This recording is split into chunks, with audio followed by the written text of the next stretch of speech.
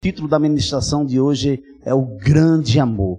Primeira carta de João, capítulo 3, a partir do versículo 1. Vede que grande amor nos tem concedido o Pai, a ponto de sermos chamados filhos de Deus. E, de fato, somos filhos de Deus. Por essa razão, o mundo não nos conhece, porquanto não o conheceu a Ele mesmo. Amados, agora somos filhos de Deus e ainda não se manifestou o que haveremos de ser. Sabemos que quando Ele se manifestar, seremos semelhantes a Ele, porque haveremos de vê-lo como Ele é. E assim mesmo se purifica todo o que nele tem esta esperança, assim como Ele é puro.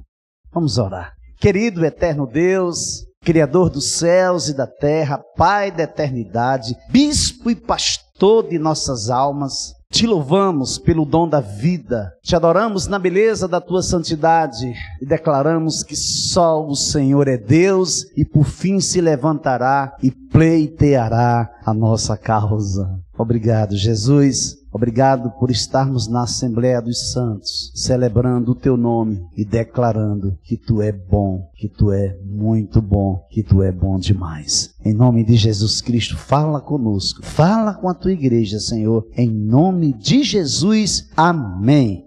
Quando tenho a certeza e a convicção plena de que sou amado por Deus e que não fui eu que o escolhi, mas foi Ele quem me escolheu, encontro plenitude na pessoa de Cristo Jesus. Nisto percebemos o amor de Deus, porque Ele deu a sua vida por nós e nós devemos dar as nossas vidas pelos irmãos. Primeira carta de João, capítulo 3, versículo 16. Veja que existem duas características nesse contexto: a percepção do amor de Deus e a percepção do amor ao próximo. Olha que ela anda em duas vertentes: o amor de Deus e o amor ao próximo.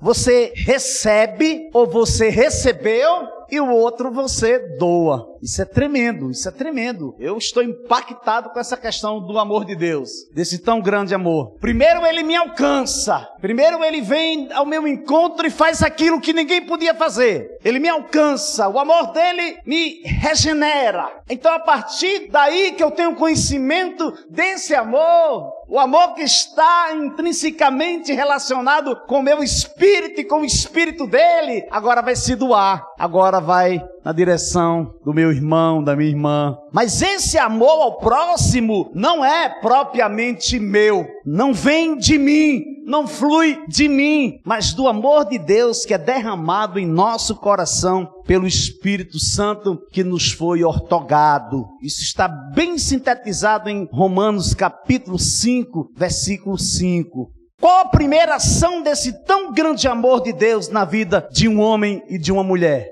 É que o amor de Deus nos restaura. A primeira vertente, a primeira direção que o amor de Deus vem sobre a vida de um homem, sobre a vida de uma mulher, é a restauração. Ele nos restaura. Versículo 1. Vejam que grande o amor o Pai nos tem concedido, a ponto de sermos chamados filhos de Deus. E, de fato, somos filhos de Deus. Por essa razão, o mundo não nos conhece, porque não o conheceu. Andávamos desgarrados, andávamos como ovelhas que não têm pastor. Ele nos resgatou, éramos merecedores da ira, mas por causa do seu grande amor, Ele nos amou de maneira tal, de tão grande amor que é esse amor, que Ele entregou seu Filho unigênito para morrer na cruz no seu lugar, para morrer na cruz no meu lugar, para morrer na cruz por todos nós, para morrer na cruz até mesmo por aqueles que ainda irão ouvir falar do seu sacrifício, por aqueles que ainda irão ouvir e em ouvindo a mensagem irão se encher de fé e se enchendo de fé irão ser convencidos pelo Espírito Santo, aí irão se render, irão o adorá-lo em espírito e em verdade, adorá-lo na beleza da sua santidade. O grande amor de Deus. Primeiro Ele veio nos restaurar, Ele veio rasgar o véu que fazia separação entre o homem e Deus. O homem não tinha acesso a Deus, mas Jesus veio rasgar o véu para que não mais houvesse separação entre o homem e Deus, através do único mediador, Jesus Cristo. Mas Deus demonstra seu amor por nós. Cristo morreu em nosso favor quando ainda éramos pecadores.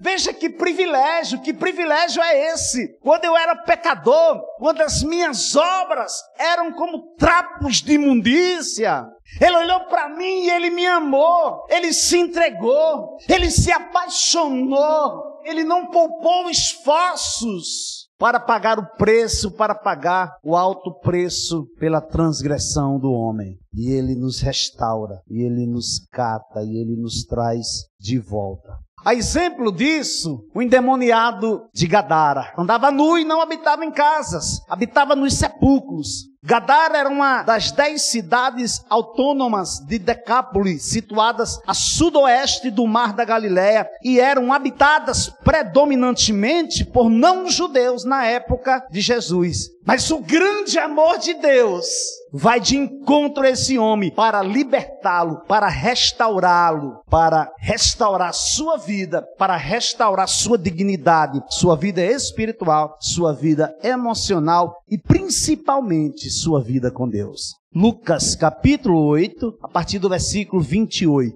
E quando viu a Jesus, prostrou-se diante dele, exclamando e dizendo com alta voz: Que tenho eu contigo, Jesus, Filho do Deus Altíssimo? Peço-te que não me atormentes, porque tinha ordenado ao espírito imundo que saísse daquele homem, pois já havia muito tempo que o arrebatava, e guardavam-no preso com grilhões e cadeias, mas, quebrando as prisões, era impelido pelo demônio para os desertos. Lucas capítulo 8, 28 e 29. Deus restaurou sua vida, Deus mudou sua história, o grande amor dele tem concedido a você viver o melhor dele nessa terra, tem concedido a você e a mim de vivermos o melhor dele nessa terra. No entanto, cuidado para não se achar suficiente, para não pensar que tudo que você tem vivido de bom, de agradável e perfeito, vem de sua autoconfiança, vem dos seus próprios méritos. Porque não vem.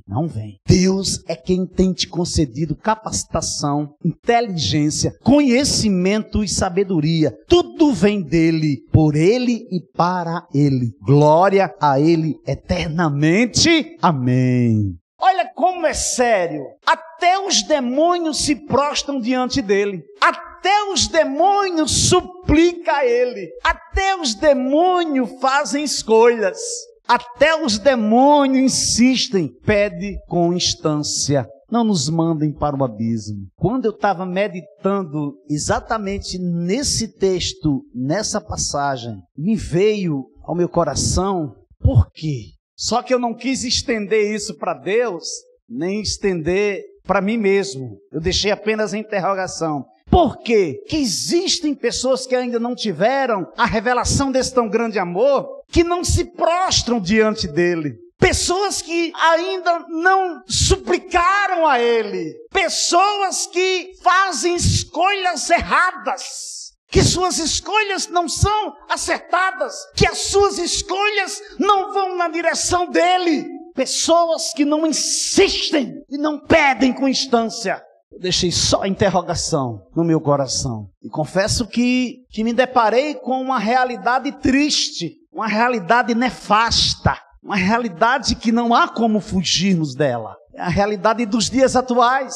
Uma boa parte daqueles que um dia confessaram a Cristo, daqueles que vieram a Cristo, daqueles que se entregaram a Cristo, se deixaram se levar pelas circunstâncias, pela preocupação do dia a dia, pela inquietação do que comer, do que vestir e pelas suas próprias decisões que são tomadas na direção do venha, e nunca olha para ele com sentimento de renúncia, com sentimento de entrega, com sentimento de dizer: Senhor, o que mais eu tenho que fazer, porque eu sei que a tua graça tem sido a minha suficiência. Eu sei que por mim mesmo eu não posso caminhar. Eu sei que a tua palavra diz que tu me mantém de pé. É tu que me leva para o cantinho do meu quarto para mim te buscar, para mim falar contigo, para mim te adorar. Este é o evangelho genuíno. Esta é a palavra em que nós temos que nos apegar, que nós temos que nos agarrarmos sempre. O que é que eu encontro aqui? Que quando Jesus desce do barco e se dirige para a cidade dos Gadarenos, para Gadara, se prostra aos pés de Jesus, endemoniado. Que discernimento estamos tendo? Que compreensão temos obtido em detrimento da grandiosidade desse amor? Ao ponto de sermos chamados filhos de Deus. Ao ponto de estarmos hoje aqui, celebrando Ele, dizendo parabéns, papai. Parabéns, paizinho, você é o melhor pai de todo o universo. Esse sim, esse é o Pai que tem suprido todos os pais. Esse é o Pai que tem transformado todos os corações. Esse é o Pai em que nós temos suficiência, o bastante para sairmos do nosso lugar em direção à segunda vertente, que é o amor ao próximo. Preste bem atenção, isso aqui é muito importante. Olha para cá, preste bem atenção. Quando ele diz, peço-te que não me atormente, o autor, que é o Dr. Lucas, o autor está usando na primeira pessoa. Por quê? Porque havia um representante da legião. Veja como isso é sério. E o texto diz que Jesus havia dado uma ordem ao espírito imundo que saísse daquele homem. Preste atenção. Mas a ordenança não foi expressa verbalmente. Pelo menos não está escrito no texto. Só faz menção que Jesus ordenou. Capítulo 8, versículo 28 de Lucas. Quando viu Jesus, prostrou-se diante dele, exclamando e dizendo com alta voz, que tenho eu contigo, Jesus, filho do Deus Altíssimo? Peço que não me atormentes. Em seguida o autor diz, porque tinha ordenado ao espírito imundo que saísse daquele homem. Jesus não está falando verbalmente. O autor é quem está dizendo que ele ordenou. Mas o texto está fazendo referência. Mas a ordenança não foi expressa verbalmente. Pelo menos não está escrita no texto. Só faz menção que fez a ordenança. De que forma você acha? Olha para cá porque isso aqui é muito importante. Ó. De que forma você acha que Jesus expulsou aquela legião de demônio? Foi verbalmente? Foi só no pensamento? Ou foi no espírito? Amados, olha como é tremendo. Ó. Mas eu creio que só a presença de Jesus, só o fato de Jesus estar ali, já era uma ordenança. Espírito, saia. Só a presença dele. No entanto, o texto diz que Jesus tinha mando os espíritos sair dele. Versículo 30 a 33 do capítulo 8 lá de Lucas. E perguntou-lhe Jesus dizendo, qual o teu nome? Ele disse, Legião, porque tinha entrado nele muitos demônios, e rogavam-lhe que os não mandasse para o abismo. E andava pastando ali no monte uma manada de muitos porcos, e rogaram-lhe que lhes concedesse entrar neles,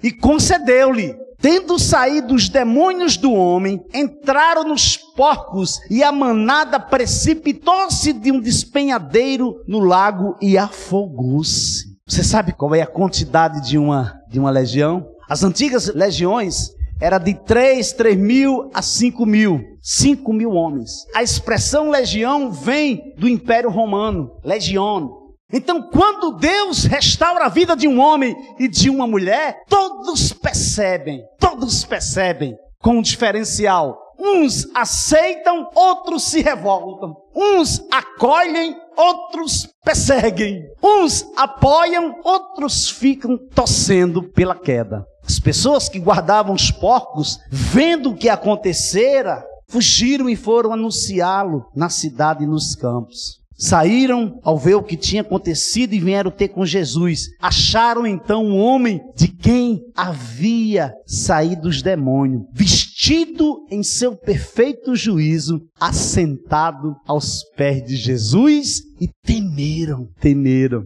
Às vezes acontecem adversidades, acontecem lutas quando nós menos esperamos. E isso costuma muito acontecer quando você muda de função, ou você muda de emprego, de empresa, e você é novo, você chega. Geralmente as pessoas lhe resistem. Alguns resistem por um tempo, de repente estão comendo com você, e assim vão embora. As perseguições, as lutas. Mas tem aqueles que você enxerga ele, você sente que algo esbarra, algo empanca. Parece que quando você chega, parece que a pessoa botou o pé na porta. que é que nós devemos fazer? Nós devemos orar por essas pessoas. Porque geralmente são os espíritos malignos, os espíritos ministradores das regiões do mal. E que essas pessoas dão lugar. Então elas nos resistem. Precisamos ter essa percepção que o amor de Deus é muito maior do que tudo isso. Esse grande amor é a nossa suficiência. O grande amor de Deus é que nos dá forças para continuar. Qual a segunda ação desse tão grande amor de Deus na vida de um homem e de uma mulher? O grande amor de Deus nos salva. Primeiramente, o grande amor de Deus nos restaura. Segundo, o grande amor de Deus nos salva. O primeiro salvamento, o primeiro ato de salvação que Jesus faz na cruz do Calvário, o primeiro ato de salvação que Jesus faz na cruz do Calvário é destruir as obras do diabo em nossas vidas. Primeira coisa. Quando Jesus é pregado na cruz, que nós somos pregados com ele, primeira coisa que é realizado, as obras do diabo são destruídas. Primeira coisa que ele faz é destruir as obras do diabo em nossas vidas, é destronar toda a legalidade, toda a ingerência do mal, pagando o alto preço pelos nossos pecados. Olha como isso é interessante, olha como isso é importante você saber, ó. Assim como Adão pegou o domínio de tudo que Deus tinha lhe dado e entrega para o diabo, teria que vir um homem nascido de mulher, da linhagem de Davi, porém, perfeito, para tomar das mãos do diabo o poder da vida e da morte, e envergonhá-lo, derrotando-o publicamente. O Verbo se fez carne e habitou entre nós. Amados, agora somos filhos de Deus, mas ainda não se manifestou o que havemos de ser. Por isso, cingindo o vosso entendimento, sede sóbrios e esperai inteiramente na graça que vos está sendo trazida na revelação de Jesus Cristo. Como filhos da obediência, não vos amoldeis as paixões que tinhas anteriormente na vossa ignorância. Pelo contrário, segundo é santo aquele que vos chamou, tornai-vos santos também, vós mesmos, em todo o vosso procedimento, porque está escrito, sede santos, porque eu sou santo. Primeira carta de Pedro, capítulo 1, versículos de 13 ao 16. O primeiro ato de salvação foi nos livrar da condenação eterna. Portanto, agora não há nenhuma condenação para os que estão em Cristo Jesus, porque a lei do Espírito da vida em Cristo Jesus te livrou da lei do pecado e da morte. Romanos capítulo 8, versículos 1 e 2.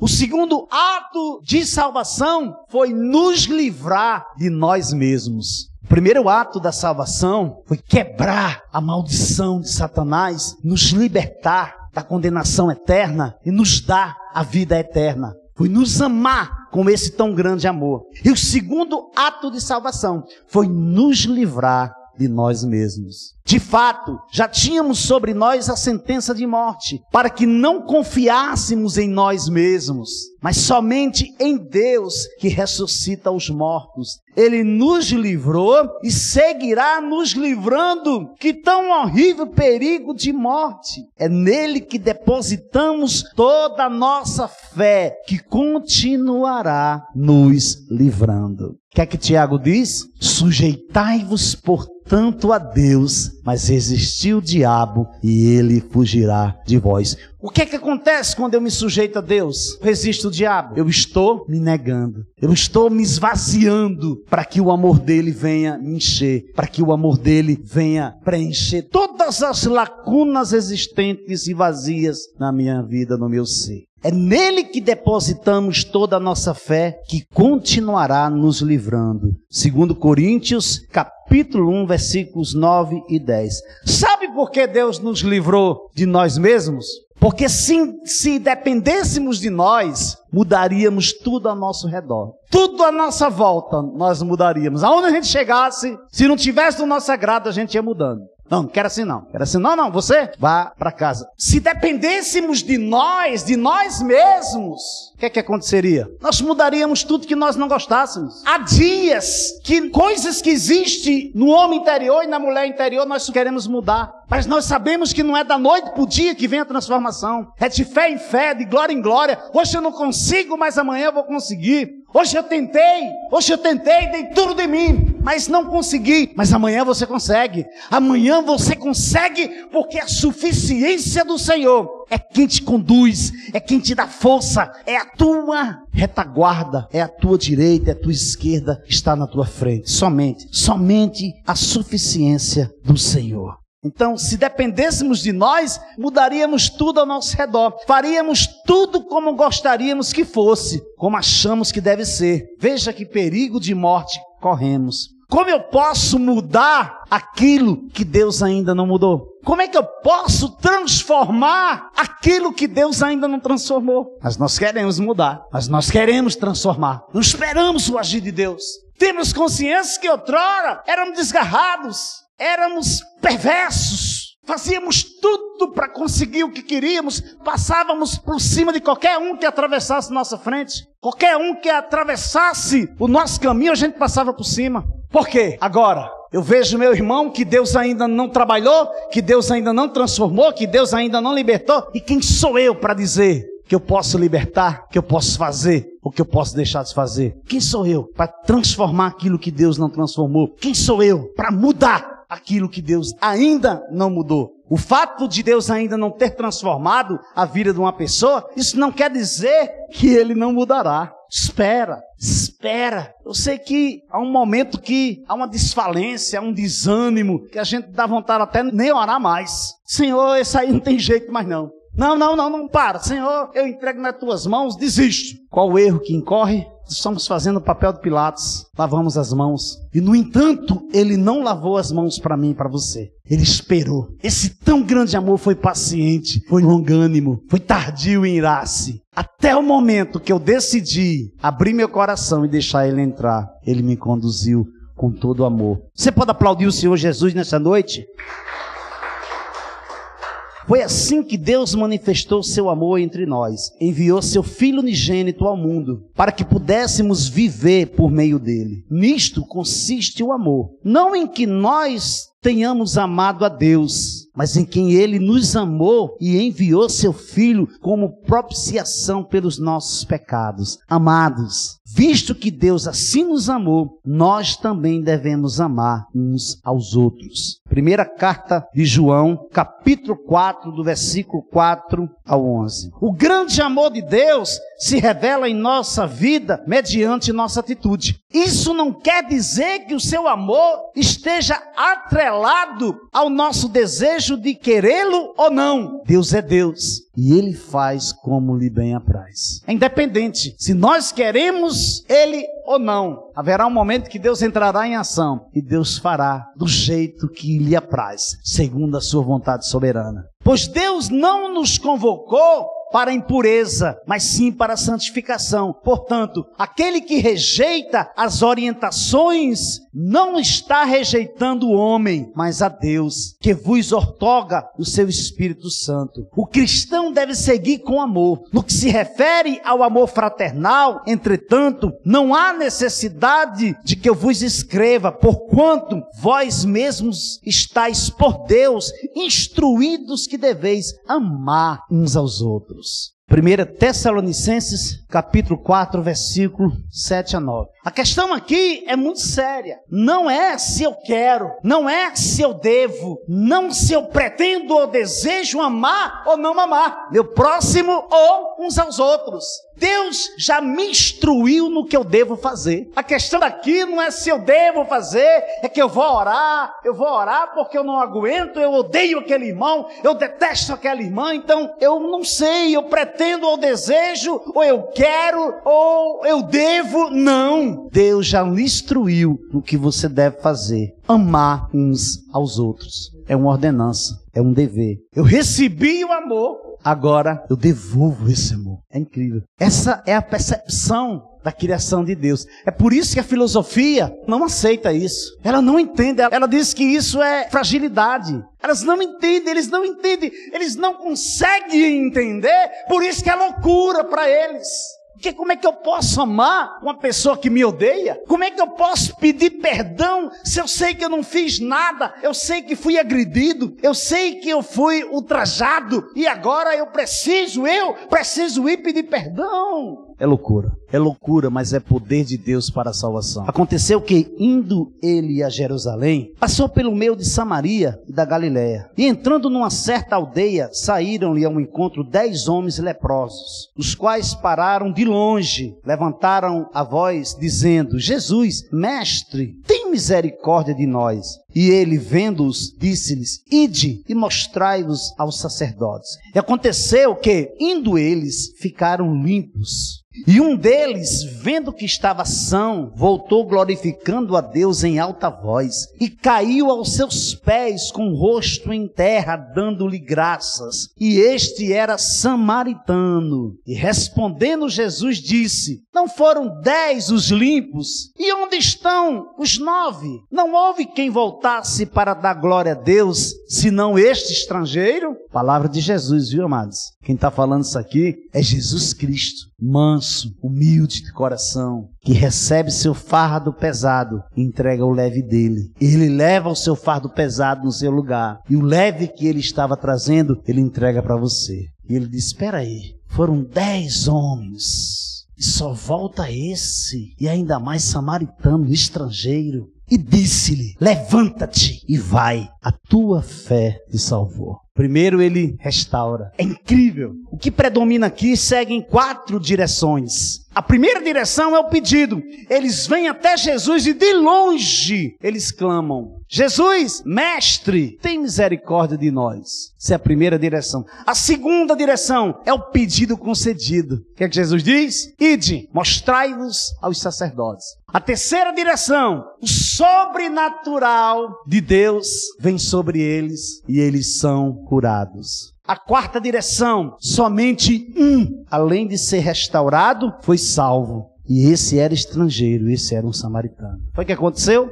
Os 9 receberam a cura física, mas não há registro bíblico que eles foram salvos. Esse que voltou, que não importou, que não olhou, que não maximizou, que não valorizou a sua insignificância, volta e se apresenta a Jesus, se prostra aos seus pés e o adora. E Jesus disse: levanta-te e vai. A tua fé te salvou. Ficaste livre do teu mal. Agora levanta-te e vai, porque agora você é salvo. A quarta direção, ela tem muito a ver com a nossa vida, porque todos nós um dia fomos enviados até a Ele. E nós recebemos esse convite, fomos curados, restaurados, recebemos a salvação. Agora vivemos um processo de santificação dentro desse tão grande amor, dentro desse grande amor de Deus. Conta-se uma história que 2 jovens, amigos de infância, viviam no campo, estudaram juntos. Quando eles terminaram os estudos, o pai tinha condição de enviá-lo para uma cidade grande, e o outro, o pai, não tinha condição de enviá-lo, e ele mesmo não se interessou. Ele disse: não, eu vou ficar por aqui mesmo. E aquele amigo dele foi embora, cursou faculdade e se formou em psicologia, fez um mestrado. E aquele colega dele ficou na cidade do interior, mas as coisas foram ficando difíceis. Ele já tinha perdido o emprego umas 2 vezes, por ter chegado atrasado, 2 relacionamentos que tinham se desfeito. Certo dia ele desistiu de viver. Não quero mais viver não. Mas as pessoas pensavam que ele estava brincando. Por trás da casa dele tinha um homem que criava porcos. Sem o homem perceber, ele pegou, entrou e subiu, dizendo que ia se jogar dentro da lama dos porcos. O pessoal chegaram: desça daí. Ele disse: não, eu vou vou me matar, porque a minha vida não presta, não consegui nada. Tentaram de tudo fazer com que ele descesse. Ele, não, vou me jogar de cabeça para baixo. Veja que cena. Os familiares com medo de perdê-lo, com medo que ele se jogasse, que ele morresse. E outra, morrer enterrado dentro da lama de porcos. Chegou um conhecido da família, disse, olha, fulano de tal, voltou, está na cidade aí vizinha, que era um amigo dele de infância, estava com consultório de psicologia. Por que vocês não chamam ele? Ele era muito amigo dele. Eles conseguiram falar com esse colega dele. De pronto ele disse, pode deixar que eu vou lá. Foi, quando chegou lá, estava aquela situação. A cidade já com peso lá, clamando para que ele descesse dali de cima, que ele não se matasse. O amigo dele, bem vestido, se aproxima daquele poço de lama e olha para cima. Ô Zé, olha aqui, para cá, olha para cá, Zé. Não, quero saber não, quero ouvir ninguém. Mas Zé, olha, é Francisco, olha para cá. Ele olhou, não acredito, começou a chorar. Meu amigo de infância. Eu disse, meu irmão, desça daí. O que está acontecendo com você? Ele começou a usar técnicas de psicologia, né? Que ele era psicólogo. Desça daí. Ele disse, não, é porque eu vou me jogar. O pessoal, não faça isso não, eu vou me jogar. Quero mais viver. Ele disse, desça daí, vamos conversar nós dois. Eu vou te ajudar, desça daí, por favor. Sei que depois de muita conversa ele decide, tá certo, eu vou descer para conversar com você. Mas não vou lhe prometer que não vou me matar, não. Ele disse, tá bem. Ele desceu, colocou ele dentro do carro e saiu. Foi para a cidade foi para a praia. Ele nunca tinha ido à praia. Ele nunca tinha saído daquele interior do campo. Quando ele viu a praia, menino, ele encheu os olhos. Que maravilha é essa? Que coisa linda. E o amigo dele só olhando para ele, só prestando atenção. Há pouco ele estava querendo se matar. Levou assim bem para cima, assim tipo uma serra. De cima da serra, ele diz, Zé, pode descer do carro. Descer do carro? Você não disse que ia conversar comigo? Pode descer, Zé. Tá aqui, ó. Desça aí. Ele desceu. Pode pular, Zé. Porque era muito feia aquela morte que você ia ter, Zé. Eu, como seu amigo, não ia deixar você morrer daquele jeito. Mas pode pular daí. Enquanto isso, eu vou preparar para você um funeral digno. Da melhor qualidade. Pula aí. Depois eu vou buscar você lá embaixo. E ele não contou pipoca. Deixou ele lá e foi embora. Demorou mais ou menos assim uns 40 minutos. Quando ele voltou, o Zé estava sentado, olhando para o mar, cantarolando, feliz da vida e dizendo, morrer, eu não sabia o que era viver, agora eu quero é viver. Então, quando nós não temos a revelação do grande amor de Deus, parecemos enxiqueirados. Parece que nós estamos vivendo pelas tabelas. Parece que as coisas de bom que acontecem esporadicamente. Porque nós ainda não percebemos a plenitude desse amor. A plenitude de Cristo em nossa vida. O fato de nós acordarmos de manhã e respirar nunca foi tão batido. Pelo menos na minha geração, eu não tenho conhecimento. Nunca foi tão batido e tão valorizado a questão da respiração. O fato de você respirar. Morreram tanta gente morreram porque não podiam mais respirar. E a gente não valoriza. De manhã a gente acorda, às vezes não dá um bom dia. A gente não diz obrigado pelo novo dia. A gente não se permite se encher desse amor e dizer como é grande o teu amor por mim. Eu quero a eternidade toda junto de ti para te louvar, para te adorar. Porque tu é belo, tu é maravilhoso. Conclusão, versículo 3. E todo o que tem essa esperança, nele purifica a si mesmo, assim como ele é puro. Precisamos ter em nossos corações essa esperança viva, de que ele virá. E essa esperança nele purifica-nos, nos eleva a um estado de fidelidade, sem mistura, límpido e genuíno, esperando nele e seguindo os passos dele. Sabedores que ele é único, verdadeiro e fiel, que ele não poupou sua vida por amor à sua criação, por amor a você, por amor a mim, por amor a todos nós. E todos aqueles que receberam, ou todos aqueles que irão recebê-lo, todos aqueles que ainda irão receber a revelação desse grande amor. No versículo 11 e 12, primeira carta a João, capítulo 3, diz, porque a mensagem que vocês ouviram desde o princípio é esta: que nos amemos uns aos outros, não sejamos como Caim, que era do maligno e matou seu irmão. E por que o matou? Porque as suas obras eram más e as de seu irmão eram justas. Filhinhos, não amemos de palavra, nem da boca para fora, mas de fato e de verdade. E nisto conhecemos que somos da verdade, bem como diante dele tranquilizaremos o nosso coração. Pois, se o nosso coração nos acusar, Deus é maior que o nosso coração e conhece todas as coisas. Amados, se o coração não nos acusar, temos confiança diante de Deus. E aquilo que pedimos dele recebemos, porque guardamos os seus mandamentos e fazemos diante dele o que lhe é agradável. E o seu mandamento é este: que creiamos no nome de seu Filho, Jesus Cristo, e nos amemos uns aos outros, segundo o mandamento que nos ordenou. Quem guarda os seus mandamentos permanece em Deus, e Deus permanece nele. E nisto conhecemos que ele permanece em nós, pelo Espírito que nos deu. Amém?